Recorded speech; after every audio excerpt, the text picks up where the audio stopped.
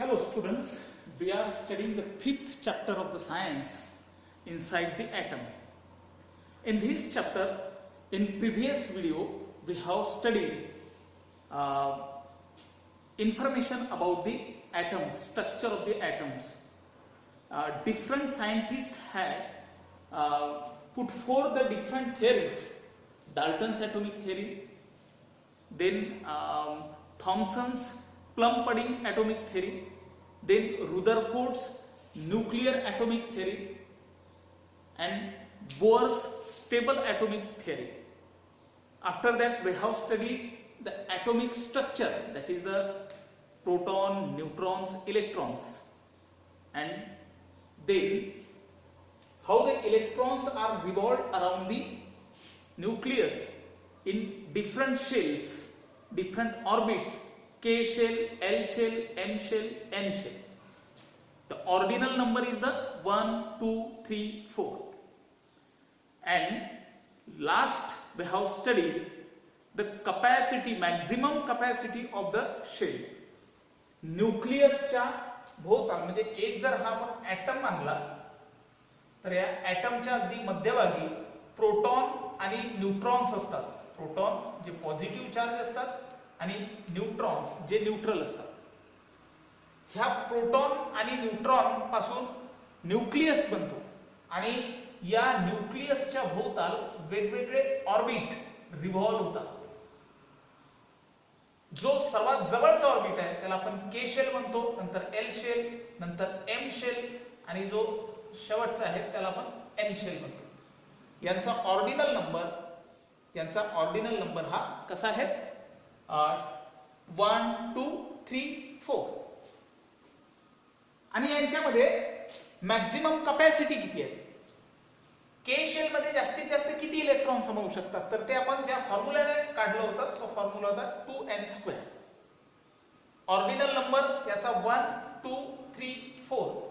n ची value आपल्याला 1, 2, 3, 4 change करायची आहे आणि यावरून आपल्याला त्यामध्ये इलेक्ट्रॉन मॅक्झिमम कॅपॅसिटी किती आहे ते सुद्धा मिळतं.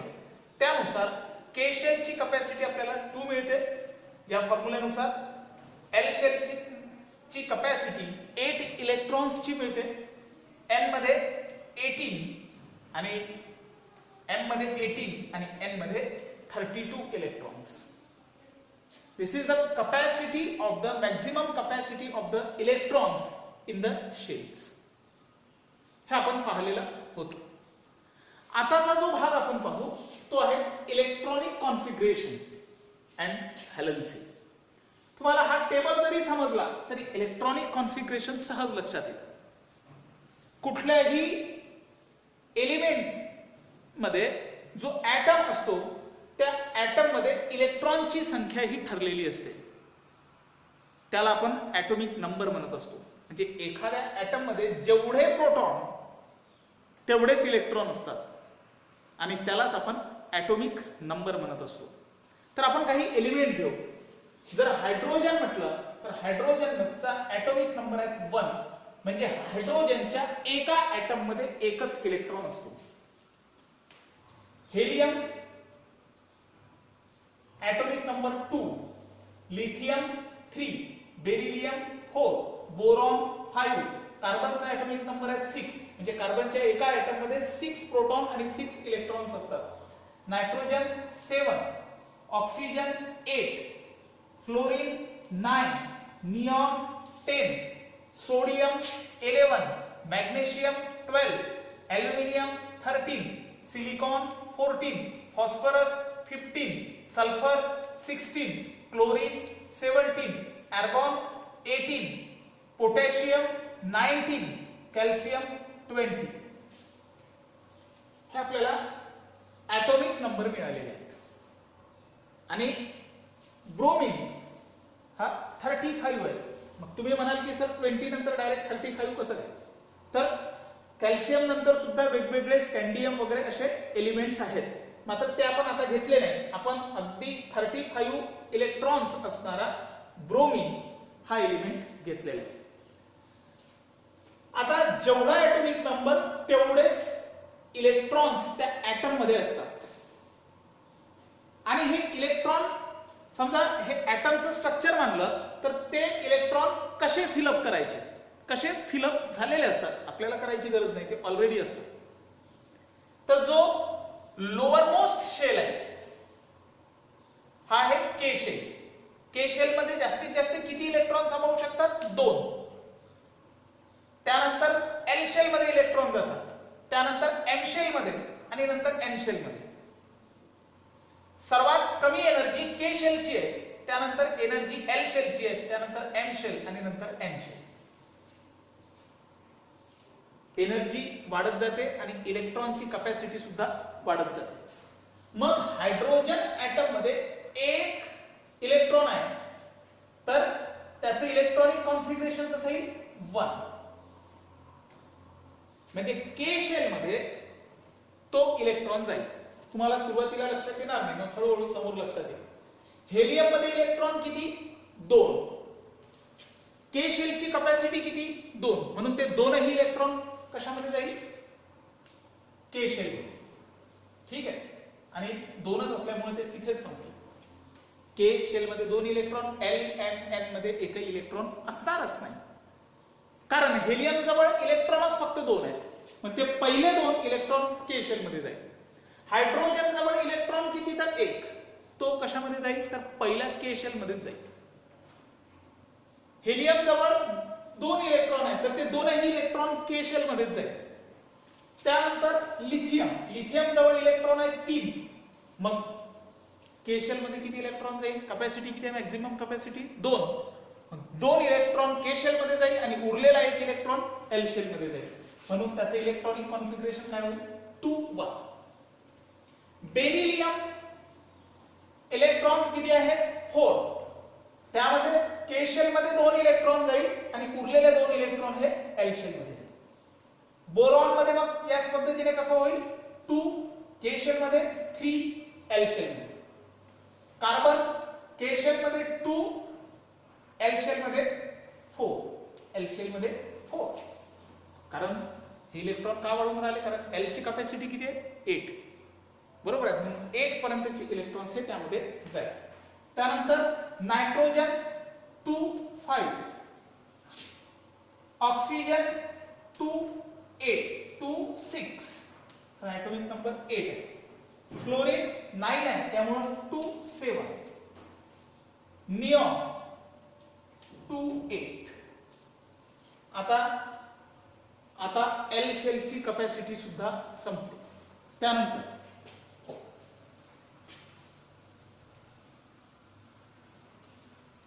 त्यानंतर सोडियम इलेक्ट्रॉन आहेत 11. पहिले 2 इलेक्ट्रॉन के शेल मध्ये, त्यानंतर 8 इलेक्ट्रॉन्स कशामध्ये जाईल? एल शेल मध्ये आणि नंतरचा इलेक्ट्रॉन जाईल के एल एम शेल मध्ये. म्हणजे इलेक्ट्रॉनिक कॉन्फिगरेशन काय होईल? 2-8-1. Magnesium 2-8-2, aluminium 2-8-3, silicon 2-8-4, phosphorus 2-8-5, sulphur 2-8-6, chlorine 2-8-7, argon 2-8-8, potassium 2-8-9 होईल. कारण के एल एम शेलची कॅपॅसिटी किती आहे? 18. मात्र पोटॅशियम मध्ये 19 इलेक्ट्रॉन्स असल्यामुळे पहिल्यांदा तो ऑक्टेट कंप्लीट होतो, त्यामुळे इथे 8 आणि त्यानंतर 1 असं आपण घेऊ शकतो. वास्तविक त्या एम शेल मध्ये के एल एम शेल मध्ये 9 इलेक्ट्रॉन असतात. कॅल्शियम 2-8-8-2. ब्रोमीन जर पाहिलं तर इथे काय म्हणू आपण? 2-8-18 आणि 7. या पद्धतीने इलेक्ट्रॉनिक कॉन्फिगरेशन होईल. तुम्हाला इथपर्यंतच इलेक्ट्रॉनिक कॉन्फिगरेशन मध्ये काही अडचण नाही. इथे 2-8-8-1 असं का लिहिलं हा प्रश्न पडेल. सर तुम्ही इथे 2-8-9 असं का नाही लिहिलं? कारण के शेलची कॅपॅसिटी 2 आहे, एल शेलची 8 आहे, एम शेलची 18 आहे. मग 18 मध्ये 18चा छोटा आकडा 9 आहे, मग तुम्ही 9 का नाही लिहिला? तर लक्षात घ्या, इथे ऑक्टेट म्हणजे 8 इलेक्ट्रॉनचा एक ऑक्टेट इथे कंप्लीट होतो आणि तो ऑक्टेट कंप्लीट झाल्यानंतर मग उरलेला एक इलेक्ट्रॉन हा 1 असा लिहिला जातो. ब्रोमीन मध्ये सुद्धा 2 8 18 पूर्णचे पूर्ण ऑक्टेट सहित 18 इलेक्ट्रॉन्स असतात आणि उरतात मग किती? KLMN साठी 7 इलेक्ट्रॉन्स, म्हणून ते 7 होईल. या पद्धतीने आपण आता इलेक्ट्रॉनिक कॉन्फिगरेशन पाहिलेलं. आता व्हॅलेन्सी पाहू. म्हणजे तुम्हाला एक गोष्ट लक्षात आली, इलेक्ट्रॉनिक कॉन्फिगरेशन म्हणजे काय, what is mean by electronic configuration. तर shell wise distribution of electrons in an atom of an element is called as electronic configuration. Shell wise distribution, K shell ची कॅपॅसिटी 2 मग 2च इलेक्ट्रॉन, L shell ची capacity 8 मग 8च electron, बरोबर आहे. M shell ची capacity 18 मग त्यामध्ये 18 पर्यंतचे इलेक्ट्रॉन सामावतील. म्हणजे shell wise distribution of electrons of an element is called as electronic configuration. आता व्हॅलेन्सी म्हणजे काय? पहिल्यांदा आपण व्हॅलेन्सी काढणे शिकू. मला सांगा, हायड्रोजन मधचा ऍटॉमिक नंबर 1, इलेक्ट्रॉनिक कॉन्फिगरेशन 1. हायड्रोजनच्या एका ऍटम मध्ये K शेल मध्ये ची कॅपॅसिटी किती आपल्याला माहिती आहे. K शेल ची कॅपॅसिटी किती लिहितो मी? K शेल ची कॅपॅसिटी 2, L शेल ची 8, M शेल ची 18 आणि N शेल ची 32 मॅक्सिमम कॅपॅसिटी. सगळ्यात आधी K शेल मध्ये किती इलेक्ट्रॉन गेले? असायला पाहिजे 2, मात्र आहे किती? 1. याला कितीची गरज आहे? 1 ची, म्हणून व्हॅलेन्सी किती? 1. हेलियम मध्ये 2 इलेक्ट्रॉन ची कॅपॅसिटी आहे, दोनही फुलफिल्ड आहे, दोन्ही इलेक्ट्रॉन आहे. मग आता त्याला जास्तीचा इलेक्ट्रॉन्सची गरज नाही, तो स्वतः जवळचा इलेक्ट्रॉन कुणाला देतही नाही, दुसऱ्याचा कुणाचा घेतही नाही, त्यामुळे त्याची व्हॅलेन्सी 0. लिथियम 2 1 2 K शेल मध्ये इलेक्ट्रॉन जातात, 1 हा एक्स्ट्रा उरलेला एक इलेक्ट्रॉन आहे, तो सहज आपला इलेक्ट्रॉन दुसऱ्याला देऊन टाकतो. म्हणजे त्याने एक इलेक्ट्रॉन दिला की तो 2 वरती स्टेबल होऊन जातो. त्यामुळे याची व्हॅलेन्सी 1, कारण एक इलेक्ट्रॉन दिलाय म्हणून. याने सुद्धा एक इलेक्ट्रॉन दिलेला असतो ऑक्सिजन. हेलियम जवळ 2 इलेक्ट्रॉन आहेत, 2 मध्ये त्याचा शेल पूर्ण भरून जातो K शेल, त्यामुळे त्याला जास्तीचा घेण्याची गरज नाही, कोणाला देण्याची गरज नाही. बेरिलियम मध्ये K शेल मध्ये 2 इलेक्ट्रॉन, L शेल मध्ये 2 हे जास्तीचे आहेत, त्यामुळे तो 2 दुसऱ्याला देऊन टाकतो, त्यामुळे व्हॅलेन्सी 2. बोरॉनची व्हॅलेन्सी 3. त्यानंतर बोरॉन, त्यानंतर कार्बनची व्हॅलेन्सी 4 इलेक्ट्रॉन तो देऊन टाकतो दुसऱ्याला. किंवा 4 इलेक्ट्रॉन तो घेऊ पण शकतो, कारण कॅपॅसिटी किती आहे? L शेलची कॅपॅसिटी 8 आहे. 4 इलेक्ट्रॉन एकतर तो देतो किंवा दुसऱ्या जवळूनही 4 इलेक्ट्रॉन घेतले की त्याचे 8 इलेक्ट्रॉन पूर्ण होऊन जातात, म्हणून त्याची व्हॅलेन्सी 4च आहे. नायट्रोजन N 2 5 आता हा आपले 5 इलेक्ट्रॉन देत नाही, त्याला इलेक्ट्रॉन 5ही देण्यापेक्षा 3 इलेक्ट्रॉन जर घेतले तर त्याचं ऑक्टेट कंप्लीट होऊन जातं. इथे L ची कॅपॅसिटी किती आहे? 8. त्याला 8च इलेक्ट्रॉन पाहिजेत की नाही स्टेबल व्हायला. 5 ऑलरेडी आहे, मग त्याला 5 आपले देण्यापेक्षा 3 दुसऱ्या जवळून घेणं सोयीचं आहे, त्यामुळे व्हॅलेन्सी 3. ऑक्सिजन 2 6 L शेल मध्ये किती इलेक्ट्रॉन असतात? 8. याच्याजवळ ऑलरेडी 6 आहे, याला 6 इलेक्ट्रॉन देण्यापेक्षा 2 इलेक्ट्रॉन घेणं कधी सोयीचं आहे, त्यामुळे 2 इलेक्ट्रॉन तो घेतो आणि स्टेबल होतो, म्हणून व्हॅलेन्सी आहे 2. फ्लोरीन 2 7 याला एक जरी इलेक्ट्रॉन मिळाला तरी तो काय होऊन जातो? स्टेबल होऊन जातो, त्यामुळे याची व्हॅलेन्सी 1. निऑन 2 8 फुलफिल्ड आहे, याला आपला इलेक्ट्रॉन द्यायची गरज नाही, घ्यायची गरज नाही, त्यामुळे याची व्हॅलेन्सी 0. सोडियम 281 के शेल एल शेल कंप्लीट आहे.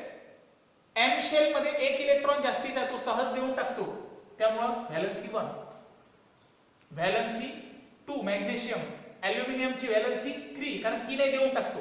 त्याला जमा करत बसण्यापेक्षा स्वतःचा इलेक्ट्रॉन स्वतःची इलेक्ट्रॉन देणं सोयीचं.